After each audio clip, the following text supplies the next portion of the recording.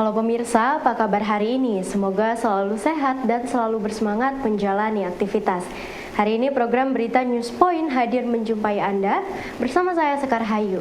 Selama 30 menit ke depan, News Point akan menyajikan berita terbaru seputar Universitas Brawijaya dan Malang Raya. Jangan kemana-mana, keep on this channel, News Point.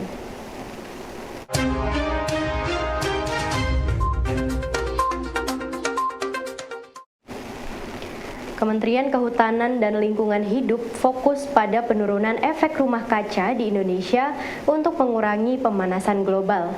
Menurut Dirjen Pengendalian Perubahan Iklim, Lasmi Dewanti, kementeriannya sudah memiliki target penurunan efek rumah kaca setiap tahunnya. Program ini merupakan salah satu upaya pemerintah untuk mencegah dan mengurangi dampak perubahan iklim. Selain itu, program penurunan efek rumah kaca juga menjadi perhatian kementerian lain sesuai dengan target sektor kementeriannya. Perubahan iklim di Indonesia sudah mulai dirasakan di berbagai daerah dalam bentuk anomali cuaca dan bencana hidrometeorologi. Untuk mengurangi dampak tersebut, pemerintah sudah memiliki beberapa program melalui Kementerian KLHK dan kementerian terkait lainnya. Salah satunya dengan penetapan target penurunan efek rumah kaca yang dilakukan oleh Kementerian KLHK beserta kementerian lainnya. Penurunan efek rumah kaca penting dilakukan sebagai upaya untuk menyelamatkan lingkungan dan mengurangi dampak perubahan iklim. Itu merupakan kelompok yang rentan. Kenapa disebut rentan? Karena mereka tidak bisa melakukan sendiri upaya-upaya peningkatan ketahanan tanpa dibantu oleh kelompok yang lain. Nah, yang dilakukan kita sebetulnya tidak spesifik ke masing-masing, maksudnya ke LHK. Karena untuk melakukan yang spesifik sudah ada kementerian lainnya. Misalnya di bawah koordinator Kementerian Koordinator PMK, teman-teman di Kementerian Pemberdayaan Perempuan dan Anak itu melakukan aksi-aksi secara lebih spesifik. Kalau kami di KLHK, kita memastikan agar penurunan emisi gas rumah kaca di Indonesia itu bisa dilakukan sesuai dengan target. Kita punya target di 2030 mengurangi emisi gas rumah kaca kita sebesar 31,89% dibandingkan dengan bisnis as usual. Ya. Dan kalau dapat bantuan internasional kita akan tambah lagi 3,2% di tahun 2030. Tapi buat kita tidak cukup, tahun depan kita enhance lagi, tahun depan kita tingkatkan lagi. Caranya gimana? Tadi angka 31,89 dan 43,2 itu sudah ada peta jalannya. Berapa kementerian misalnya di sektor energi menurunkan, di sektor kehutanan berapa menurunkan, di sektor pertanian, di sektor industri, dan di sektor limbah. Saat ini dari 5 sektor yang masuk di dalam industri. Jadi itu kita lakukan terus-menerus. Adaptasi kita lakukan adalah memetakan daerah-daerah rentan terhadap perubahan iklim. Jadi kita sudah punya peta kerentanan terhadap perubahan iklim dan kemudian upaya yang dilakukan macam-macam. Contohnya kalau di pesisir, kita melakukan kalau upaya untuk meningkatkan ketahanan melalui natural misalnya, kita tanam atau kita restorisasi mangrove. Kalau memang itu adalah ekosistem mangrove, kita tanam. Atau kita pakai intervensi dengan tanggul-tanggul pemecah ombak, sehingga kemudian tidak terjadi abrasi. Tapi terkait dengan tanggul lagi tadi terjadi maladaptasi itu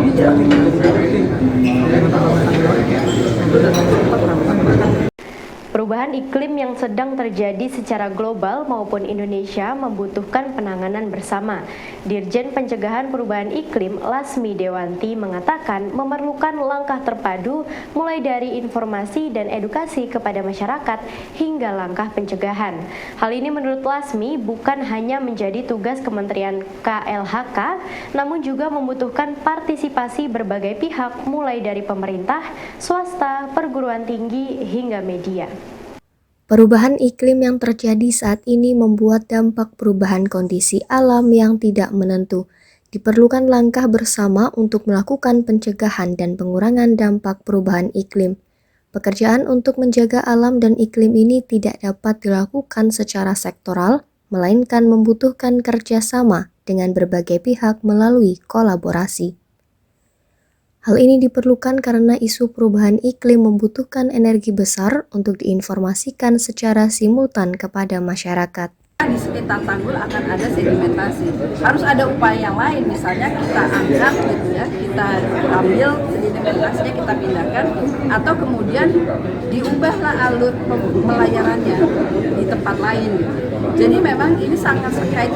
Pada saat kita merekayasa, tentu saja tidak bisa satu sisi saja atau satu sektor, tapi sektor lain juga harus melakukan rekayasa lainnya. Ini sebetulnya seperti balon aja gitu. Kalau kita tekan di sini kan muncul di sini gitu ya. Jadi memang ini harus komprehensif, tidak bisa sendirian. Masyarakat tidak bisa sendirian, pemerintah tidak bisa sendirian, pemerintah daerah tidak bisa sendirian, KLHK juga tidak bisa sendirian. Makanya kita perlu forum, kita perlu kolaborasi. Yang pasti adalah kita harus tahu persis, kita harus mengidentifikasi, menginventarisasi apa yang menjadi tantangan di tempat kita, di sektor kita, dan kita tahu persis apa yang kita butuhkan. Ini yang penting sebetulnya. Makanya edukasi itu sebetulnya untuk mereka tahu apa yang mereka punya sekarang dan tantangan apa yang akan mereka ke depan. Setelah mereka tahu, saya yakin masyarakat itu punya tingkat ketahanan ya. Mereka punya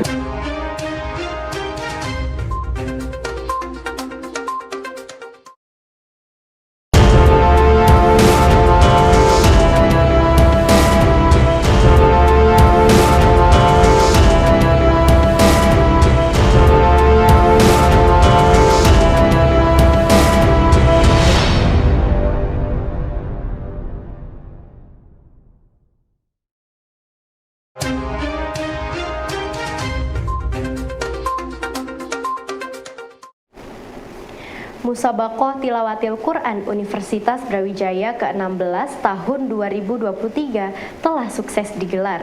Wakil Koordinator MTQ UB ke-16 tahun 2023, Dr. Agus Susilo dalam sambutannya di acara closing ceremony mengapresiasi antusiasme peserta MTQ UB dari berbagai bidang lomba yang meningkat secara signifikan. Ia berharap agar tim MTQ UB terus meningkatkan kualitas dan prestasi dalam menyongsong MTQ Mahasiswa Nasional yang akan digelar November mendatang. Dengan semangat yang membara dan harapan yang tinggi, Musabaqah Tilawatil Quran Universitas Brawijaya ke-16 tahun 2023 telah menciptakan momentum yang luar biasa bagi mahasiswa dalam meningkatkan kecintaan dan pemahaman mereka terhadap Al-Quran. Keberhasilan gelaran acara ini disampaikan oleh Dr. Agus Susilo, Wakil Koordinator MTQ UB 16 2023 yang mengungkapkan apresiasinya terhadap antusiasme yang tinggi dari peserta MTQ UB dalam berbagai bidang lomba. Ia menyatakan bahwa antusiasme ini menunjukkan semangat dan dedikasi para mahasiswa dalam memahami Al-Quran. Agus Susilo juga berharap bagi juri dan Dewan Hakim MTQ UB untuk terus membina bibit calon peserta MTQ Mahasiswa Nasional secara intensif. Telah mengikuti penyelenggaraan acara ini dengan penuh semangat. Yang pertama, saya sangat berbahagia sekali bisa berada tampil di depan ini, ya, bukan karena apa-apa. Ya, kami melihat banyak sekali potensi bibit-bibit baru dalam penyelenggaraan MTQ kali ini, apalagi kalau dilihat dari jumlah peserta yang sudah meningkat dibandingkan beberapa tahun yang lalu. Harapan kami ini juga merupakan nanti bekal sebagai kita sebagai tuan rumah, tidak hanya sekedar sukses di dalam penyelenggaraan, tetapi juga sukses di dalam prestasi yang akan dicapai. Kemudian yang kedua, kami juga mohon dalam penyelenggaraan kali ini juga kepada Dewan Juri dan juga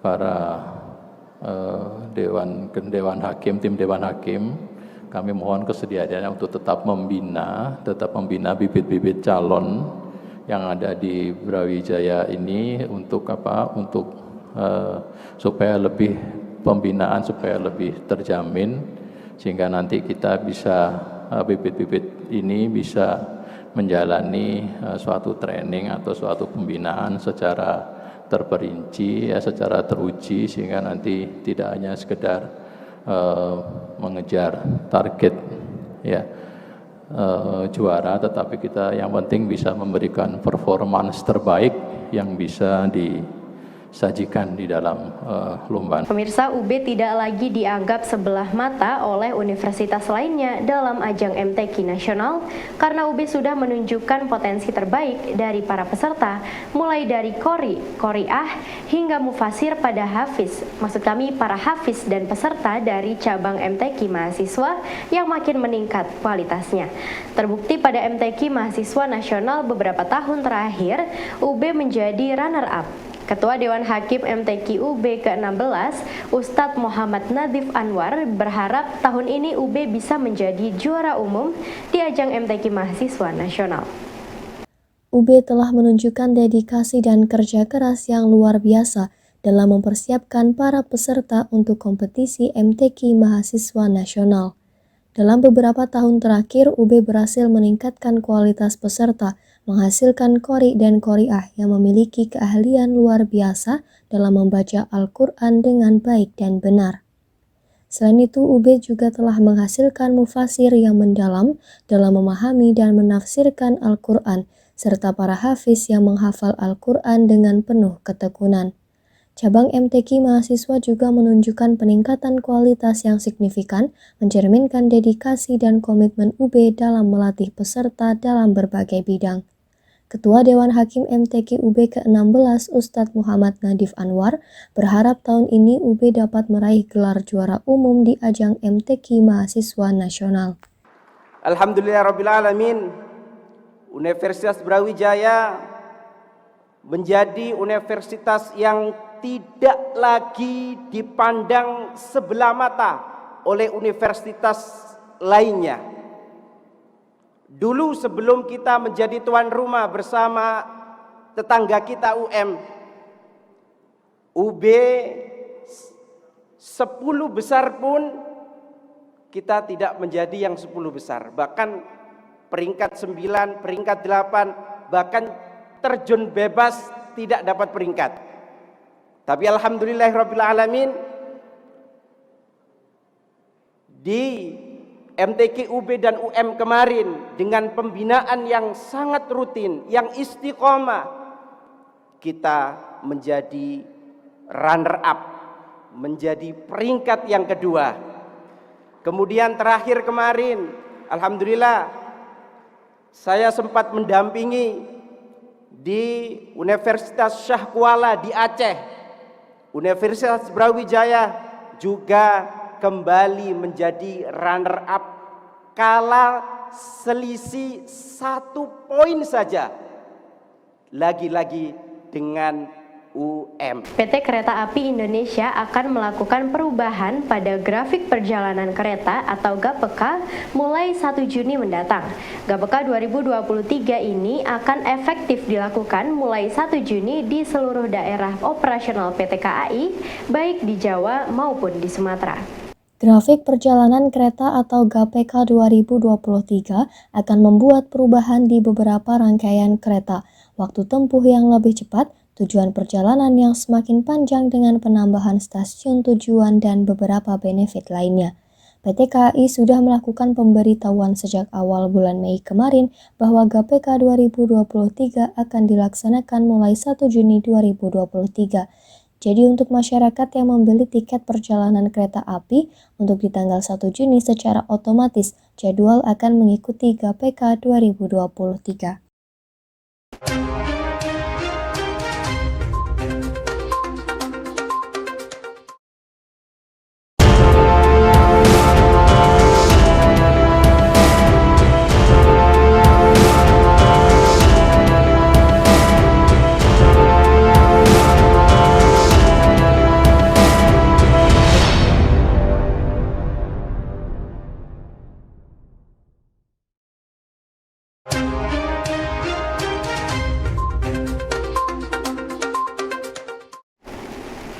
Pemirsa, grafik perjalanan kereta api 2023 atau GAPK akan efektif berlaku 1 Juni mendatang.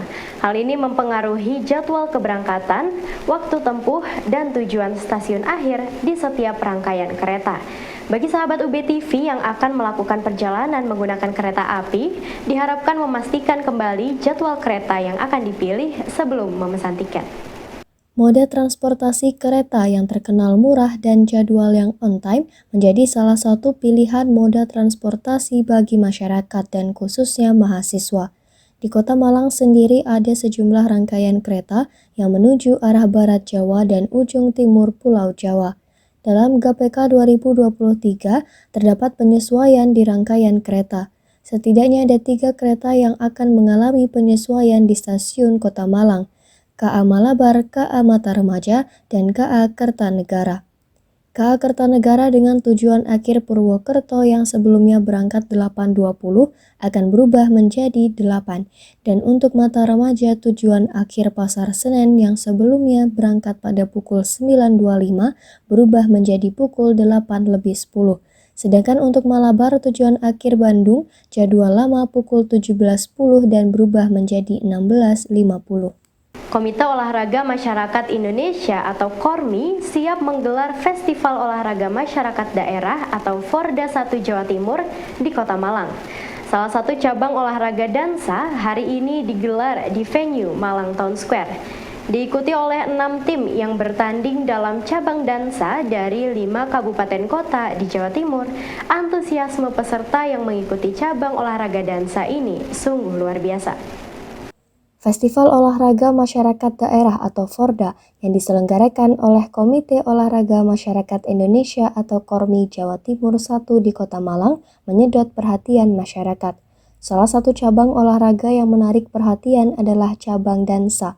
Dalam kompetisi dansa Forda Jawa Timur ini, terdapat 6 tim yang berpartisipasi dari 5 kabupaten kota di Jawa Timur. Antusiasme peserta dan penonton terlihat luar biasa, mencerminkan semangat dan dedikasi mereka dalam menjunjung tinggi seni dan olahraga. Kegiatan Forda Jawa Timur 1 ini bertujuan untuk mempersiapkan diri dalam menghadapi Festival Olahraga Nasional atau Fornas yang akan dilaksanakan pada tanggal 2 Juli 2023 di Bandung mendatang. Target dari lomba ini otomatis selain untuk mencetak atlet, juga kita untuk regenerasi atlet. Ya, jadi jangan atletnya itu saja. Jadi diadakan Forda itu biar ada regenerasi atlet. Harapannya makin ke depannya itu tim langkah dansa utamanya di ILDI itu makin berkembang. Dan tujuannya mungkin di Kap Kota semuanya segera membentuk DPW ILDI biar nanti Forda kedua pesertanya sudah lebih banyak dan bisa mencetak atlet yang lebih banyak lagi, begitu. Pemirsa, Universitas Brawijaya saat ini sedang mencari model kemitraan dan pabrikasi untuk hilirisasi hasil riset. Wakil Rektor 5 UB, Profesor Untilu Dikdo mengaku, melalui Gathering DIIB, pihaknya membuka komunikasi lebar dengan kalangan industri untuk mencari model kemitraan yang sesuai dengan hasil inovasi yang ada. Universitas Brawijaya saat ini sedang berupaya agar hasil inovasi yang ada di kampus dapat dihilirisasi menjadi produk dan jasa yang dapat memberikan manfaat ekonomi dan sosial besar kepada masyarakat. Model kerjasama dalam melakukan hilirisasi menjadi perhatian Universitas Brawijaya dalam bekerja sama dengan kalangan industri. Model ini penting agar tercipta satu sistem kerjasama yang saling menguatkan dan menguntungkan antara inovator dengan industri. Saat ini UB belum memiliki pusat produksi sendiri sehingga proses hilirisasi membutuhkan kerjasama dengan pihak industri. Dengan kerjasama ini diharapkan hasil riset dan inovasi dapat dihilirkan menjadi produk yang memberikan kemanfaatan besar bagi masyarakat. Kami masih sangat terbatas koneksinya dengan industri. Pun demikian kami sangat terbatas untuk berproduksi. Brawijaya belum memiliki mode industri. Ya, kami belum punya pabrik, karena seperti itu. Kalaupun punya pabriknya masih skopnya sangat kecil, sehingga belum dapat memproduksi suatu produk inovasi dalam skala yang besar. Nah, melalui media ini, melalui media gathering ini, kami berusaha bersama-sama dengan para inventor ini gitu ya, berkomunikasi dengan para stakeholders yang kami hadirkan di sini untuk mendapatkan pertama spirit bagaimana kita menghilirisasi inovasi itu. Kedua, bagaimana kami harus membangun kemitraan. Kemudian bagaimana jika mungkin kami membuat pabrikasi, membuat suatu area industri. Ini kami pelajari. Baik pemirsa, informasi tadi sekaligus menutup perjumpaan kita hari ini. Jangan lupa saksikan News Point setiap hari pukul 19.30 waktu Indonesia Barat hanya di UB TV, Televisi Pendidikan Universitas Brawijaya. Saya Sekar Hayu dan seluruh kru yang bertugas pamit undur diri. Terima kasih dan selamat beraktivitas.